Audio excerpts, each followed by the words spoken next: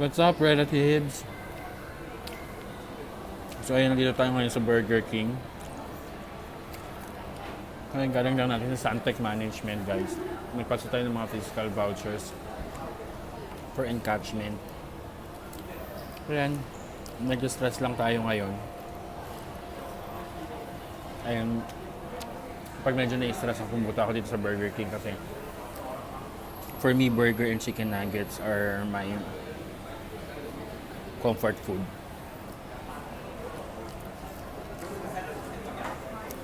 Stress kasi tayo kasi I have submitted 2 videos for our websites and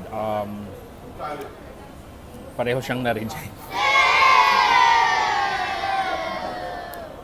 Tapos, ang sabi nung management, magaganda daw yung mga contents ng mga ads at saka video clips na pinapasa ko. Parang medyo nag-fell down daw ngayon yung standards at nawala daw sa alignment. This is very stressing.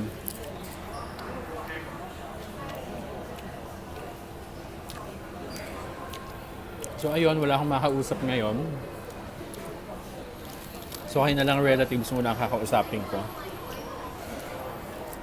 Gumawa kasi ako ng 2 video clips in which is ang content niya is an invite for celebrating Father's Day with us.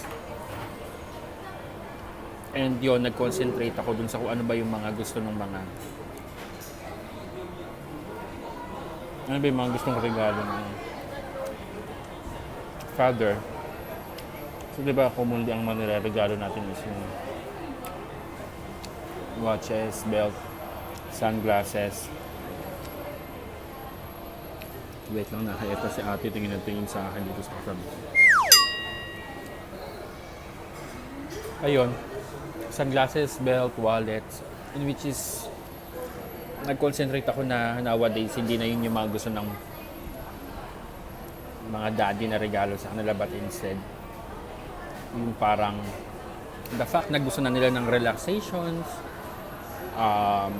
comfort food, entertainment, in which is yun yung ino-offer ng restaurant namin. So I dwell into the scenario na parang watches, belt, eyeglasses, perfume, no more.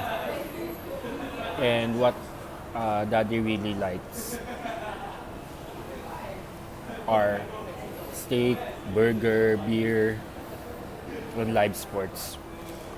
In which is, nagustuhan naman nila yung content, pero yung the way na i-present yung video is parang hindi sila natuwa. So yun, medyo stress tayo.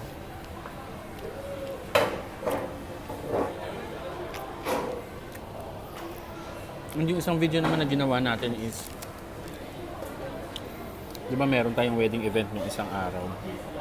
Kahapon pala yun, in which is na-post ko na dito sa YouTube yung preparation video kung paano na-execute yung wedding event. So, ginawan ko ng video yung mismong event kahapon. So, ang naging dating is parang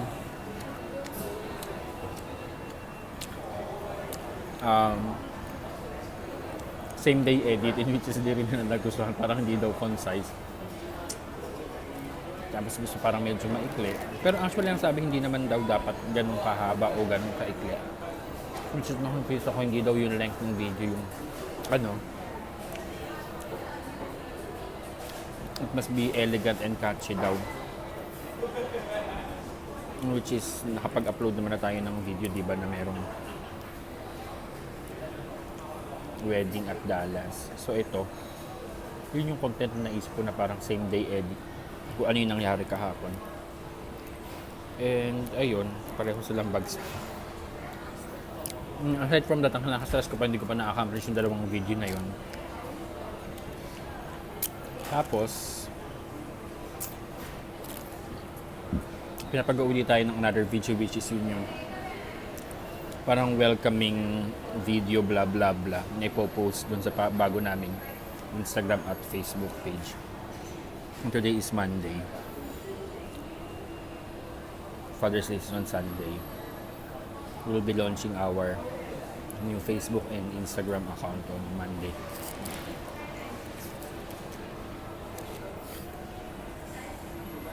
Nakaka-pressure.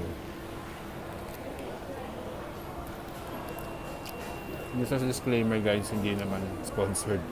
Burger King na to is just ano.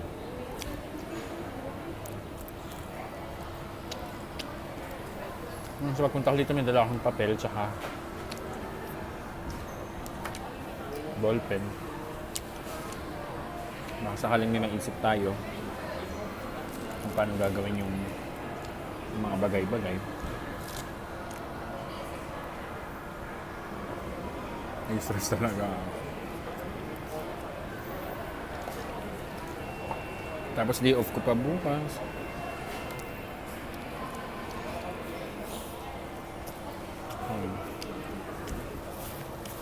Hirap maging OFW.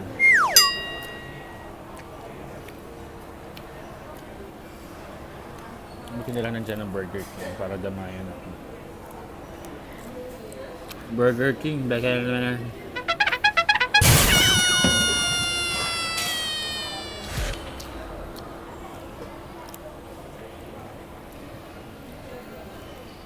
Haggard na haggard tuloy tayo. Nakabilis yung kain natin.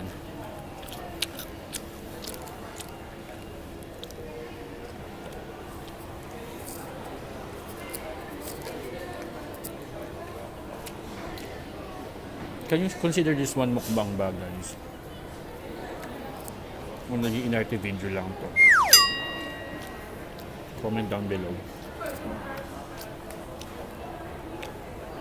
Ngayon sana after ko kayong kausapin makapag-isip ako ng kung paano ko ipipresent yung mga content na yon, diba?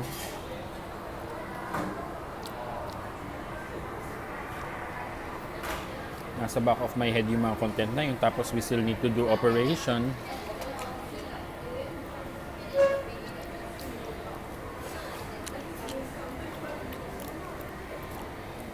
Tapos yung mga personal videos ko para sa vlog, hindi ko pa na-edit kasi kailangan ko i-prioritize to.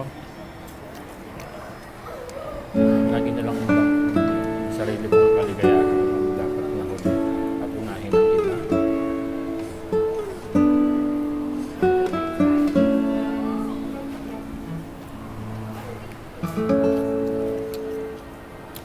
Well anyway, paano naman ako liligaya kung makawala naman ako ng trabaho?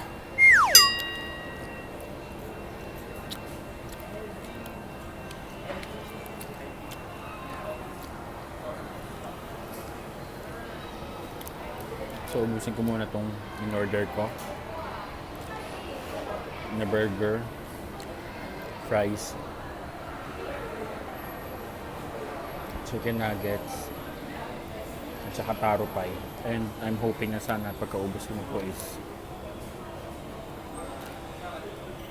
maging okay na ako at makaisip na ako. Ano ba yan? So, bye muna guys. Thank you sa pakikinig naman ng sentimiento ko sa buhay. Hindi off ko bukas sana makapag-edit tayo. But furthermore, I'm planning to go to Malaysia para makapagpa-adjust ng braces natin. I'll try to vlog para ma-share ko sa inyo. Para